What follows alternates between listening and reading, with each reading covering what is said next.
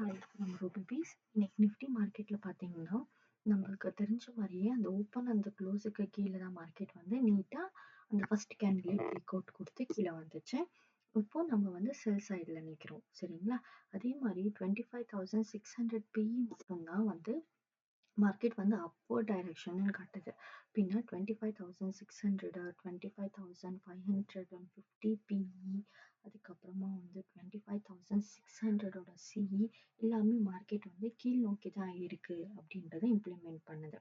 இங்க பாத்தீங்கன்னா இந்த ஃபோர்த் பிளேஸ்ல 25,700 சிஇ லைன் இருக்கு. ஸோ மார்க்கெட் வந்து 25,600 வரைக்கும் ரீச் பண்ணலைனாலும் மார்க்கெட் எங்க வரைக்கும் போக சான்சஸ் இருக்குன்னா, இந்த லோக்கு கீழே இருக்கிற 25,700 அந்த இடத்துல தான் வந்து நம்மளுக்கு 25,550 பிஇ லைனும் இருக்கு.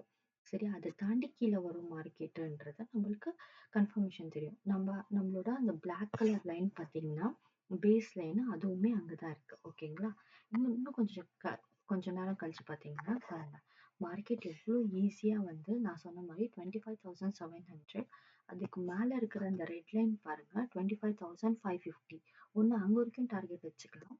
அப்படி இல்லைன்னா மார்க்கெட் வந்து ரொம்ப டவுன்வர்ட் காட்டுது, அந்த மிடில் எங்கேயாவது நீங்க ஒன்று டார்கெட் வச்சுக்கலாம்.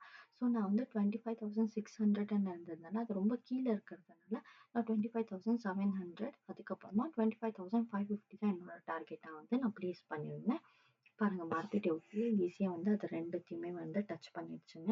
எவ்வளோ அக்யூரேட்டாக உங்களுக்கு நம்மளோட இண்டிகேட்டர் எங்க வரைக்கும் மார்க்கெட் போக போகுது, எந்த சைட்ல இருந்து திரும்புவோன்றத எவ்வளோ ஈஸியாக காட்டுது பாருங்க. இன்னைக்கு ஈஸியாக ஒரு 100 பாயிண்ட்ஸ் எடுத்தோம்.